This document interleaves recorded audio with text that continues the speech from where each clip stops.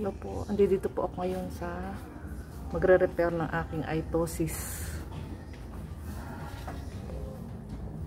aspa. Dito ko.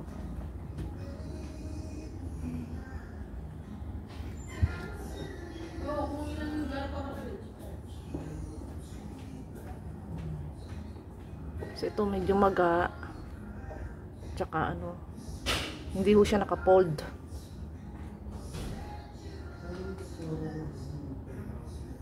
Bali, o-operahan ho ito.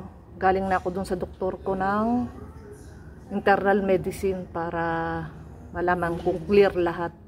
Kung pwede ako sa anesthesia, kung pwede sa clearance.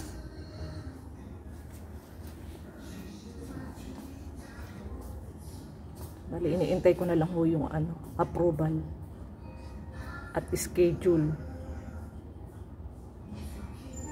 kung kailan ako ooperahan dito sa itosis. Ito sa kaliwa.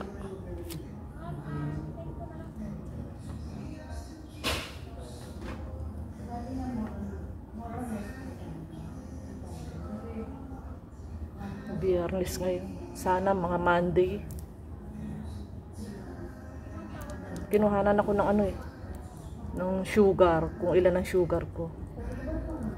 Kasi lahat meron na ako. Sugar na lang. Okay, normal naman.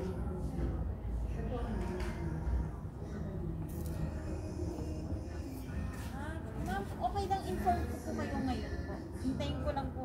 Tatawag lang po ako sa ma'am. Oo. Doon na lang po ako doon sa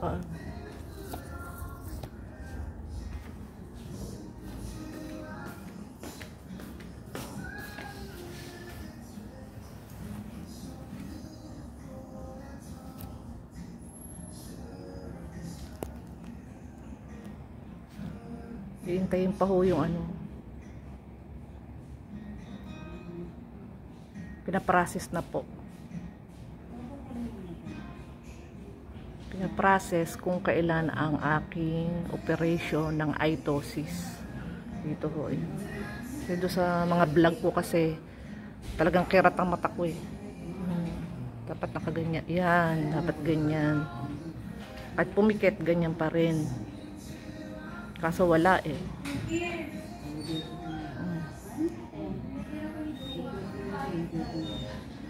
Bali, nag-iintay na lang ho ako. Schedule eye operation.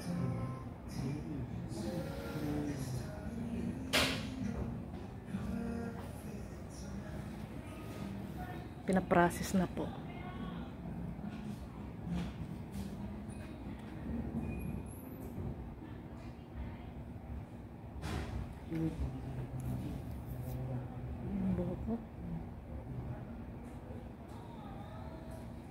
Nilakad ko lang kasi mula doon sa may Pavilion Mall hanggang dito. Kaya tagaktak ang pawis ko. Exercise na rin. Yan, tapos magpakuha rin ako ng sugar o ilan. Okay naman ho. Pasado. May clearance na sa doktor.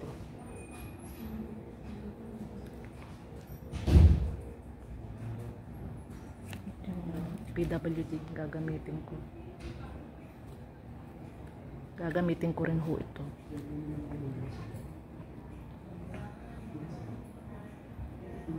Tatawagin na po ako ha. Diyan na muna po kayo. Isang mapagpalang araw po sa inyong lahat. Hindi po pwede nang hindi naka-face mask kasi ho ito hospital sa mata. God bless po. Bye-bye. Love you. Love you all.